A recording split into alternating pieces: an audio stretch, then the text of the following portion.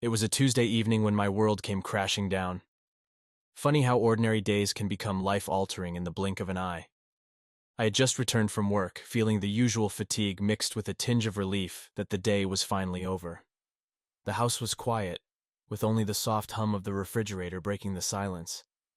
I called out to Sarah, but there was no response. Assuming she was in the shower or caught up in one of her many hobbies, I headed to the kitchen to fix myself a quick snack. As I reached for the fridge door, I noticed her phone on the counter. It was odd since Sarah was never one to leave her phone unattended. Curiosity got the better of me, and I picked it up, intending to leave it on the table in the living room. That EVDTMs when I saw the notification flash across the screen. Can't wait to see you again. Last night was amazing. My heart stopped. I stared at the message, willing it to disappear, to be some sort of cruel joke or a mistake. But the name at the top, Alex, confirmed my worst fears. I didn't know an Alex in Sarah's circle of friends. My hands shook as I unlocked her phone. The code, a familiar sequence I'd seen her enter countless times. I know invading someone's privacy is wrong. But at that moment, the need to know, to understand, overwhelmed any sense of morality. The message thread with Alex was long, filled with months of conversation, photos, and plans for clandestine meetings. It was all there, in painful detail. The sweet nothings, the stolen moments, the betrayal. I sank to the floor, the phone slipping from my hands. A torrent of emotions flooded through me: shock, anger, sadness, confusion. How could this be happening? Sarah and I had been together for 8 years, married for 5. We had shared dreams, struggles, laughter, and tears. I thought I knew her, understood her. Clearly I was wrong. Minutes, or maybe hours passed as I sat there, trying to process what I had discovered. My mind raced with questions. Why? When did it start? What did I do wrong? I replayed our recent interactions, searching for signs I might have missed, but everything seemed normal, or at least I thought it was. The sound of the front door opening snapped me out of my stupor. Sarah walked in, a grocery bag in each hand, a smile on her face. That smile felt like a knife twisting in my heart. She looked so normal, as if she wasn't living a double life. I wondered how many times she had come home to me, carrying this secret. "Hey, babe. How was your day?" she asked, placing the bags on the counter. I couldn't bring myself to respond right away. She noticed my silence and turned to look at me, concern creeping into her eyes. "What's wrong?" she asked, stepping closer. I stood up, trying to steady myself. I wanted to scream, to demand answers, but all I managed to say was, "Who's Alex?" Her face went pale, and in that moment I knew. I knew everything I had read was true. The guilt, the fear, the realization, VG. It all flashed across her face in an instant. She opened her mouth to speak, but no words came out. We stood there, in the kitchen that had once been the heart of our home, now a battleground of broken trust and shattered dreams. "How long?" I finally managed to ask, my voice barely a whisper. Tears welled up in her eyes as she struggled to find the right words. Tea started a few months ago. I never meant for it to go this far. I'm so sorry." Her words hit me like a sledgehammer. A few months. All that time she had been lying to me, deceiving me. The betrayal cut deeper than I could have ever imagined. I felt like I was drowning in a sea of emotions, unable to catch my breath. "I need some time," I said, turning away from her. I couldn't bear to look at her anymore. The pain was too raw, too overwhelming. I grabbed my keys and headed for the door, needing to escape, to clear my head. As I drove aimlessly through the city, my mind raced with thoughts of what to do next. Could we fix this? Did I even want to? The love I had for Sarah was now tainted with a deep sense of betrayal. Trust, once broken, is incredibly hard to rebuild. But amidst the turmoil, one thing was clear. My life had changed forever in that single moment of discovery. I drove for hours, letting the city's lights blur into a kaleidoscope of colors. I had no destination in mind, just a desperate need to escape the suffocating reality of my own home. Every turn of the wheel, every passing car, felt like a step away from the life that had been built on a foundation of lies. Eventually, I found myself at a quiet park.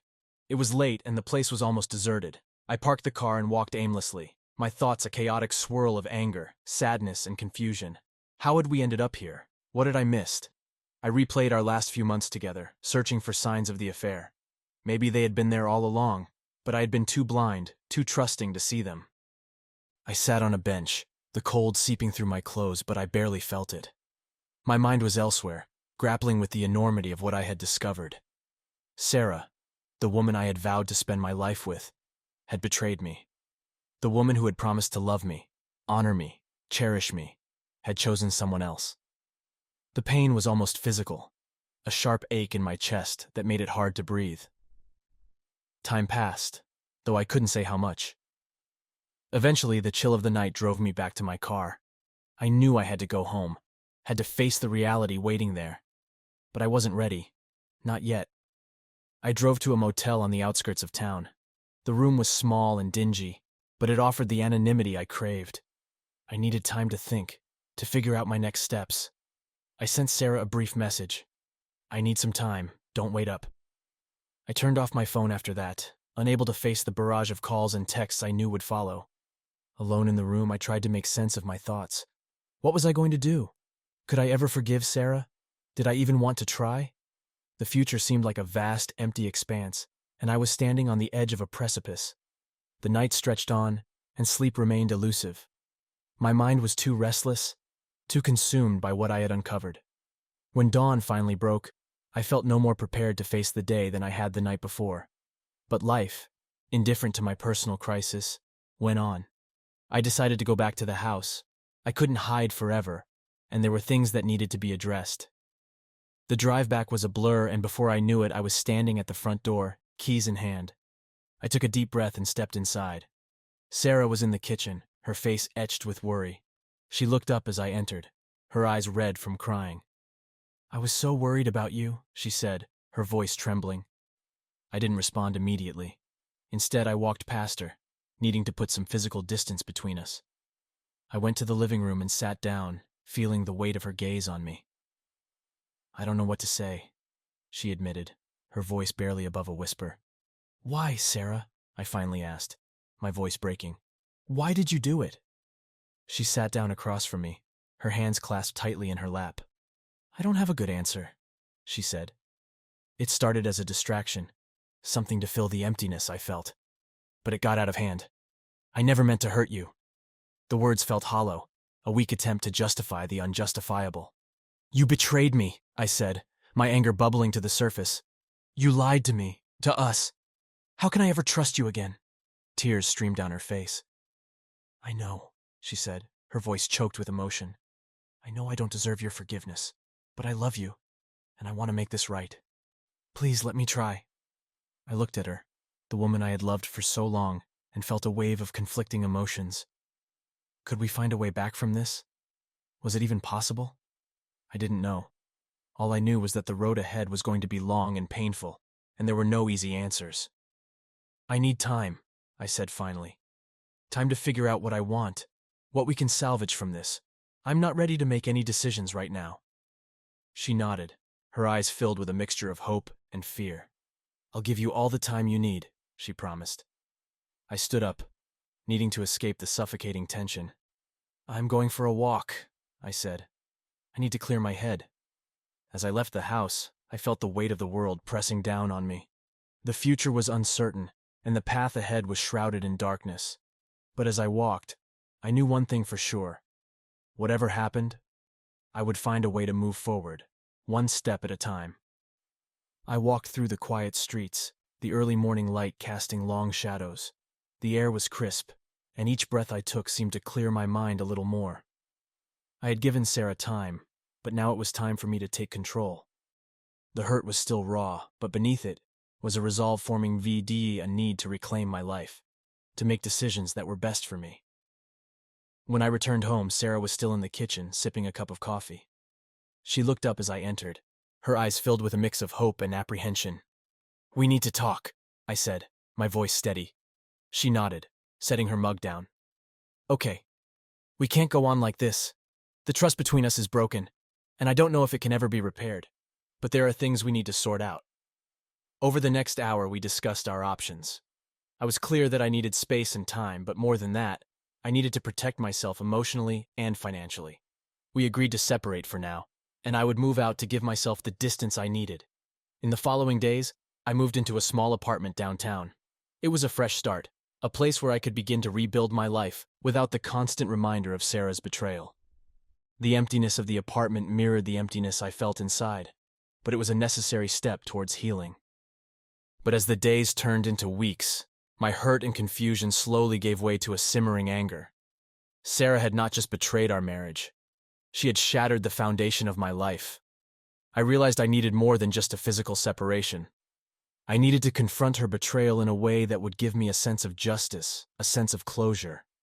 One evening, as I sat in my new apartment, a plan began to take shape. I knew I had to confront Sarah and her lover, to expose the affair for what it was. It wasn't just about revenge. It was about reclaiming my dignity and making it clear that their actions had consequences. The next day, I took a personal day off work and hired a private investigator. It wasn't cheap, but it was necessary. I needed solid evidence, something that would make it undeniable. Over the next few weeks, the investigator provided me with photos, messages, and even recorded conversations between Sarah and Alex. Each piece of evidence was like a dagger to my heart, but it also steeled my resolve. Armed with the evidence, I made my move. I filed for divorce on grounds of infidelity and arranged a meeting with Sarah at our lawyer's office. The look on her face when she saw the evidence was a mix of horror and shame. She had no defense, no way to justify what she had done. The divorce proceedings were swift and brutal. With the evidence on my side, I ensured that the settlement was fair, but left no room for Sarah to manipulate the situation. I kept the house, the majority of our savings, and the car. Sarah was left to start over, just as I had been forced to do. But I wasn't done. I needed to confront Alex, the man who had played a part in destroying my marriage. I found him easily enough thanks to the investigator. One evening, I waited outside his office, catching him as he left for the day. "Alex," I called out, my voice cold and steady. He turned, surprise flickering across his face. "Who are you?" "I'm Sarah's husband," I said, watching the color drain from his face. Or rather, her soon-to-be ex-husband. He stammered, trying to form a coherent response, but I didn't give him the chance. "You knew she was married. You knew what you were doing. I hope it was worth it." With that, I turned and walked away, leaving him standing there, pale and speechless. It wasn't much, but it was enough for now. I had faced the man who had helped tear my life apart, and it gave me a small measure of satisfaction. The weeks following the divorce were a time of reflection and healing. I threw myself into my work, took up new hobbies, and reconnected with old friends. It was a slow process, but gradually I began to find myself again. One day, as I was organizing my new apartment, I came across an old photo album. It was filled with pictures of happier times, moments when Sarah and I had been genuinely happy. I flipped through the pages, feeling a mix of nostalgia and sadness. But as I closed the album, I realized that those moments were part of my past. They were memories, nothing more. It was time to look to the future. A few months later, I was at a local coffee shop reading a book when a woman approached my table. She smiled, her eyes warm and friendly. "Hi, I'm Emily. Mind if I join you?" I looked up, surprised but intrigued. "Sure, have a seat." As we talked, I felt a connection forming, something genuine and untainted by the past. It was a reminder that life goes on, that new beginnings are possible even after the deepest betrayals. In the end, my journey from betrayal to recovery was not just about moving on from Sarah. It was about rediscovering myself, finding strength in my vulnerability, and opening my heart to the possibilities of the future. Life had dealt me a harsh blow, but I had survived, and in that survival, I found the resilience to start anew.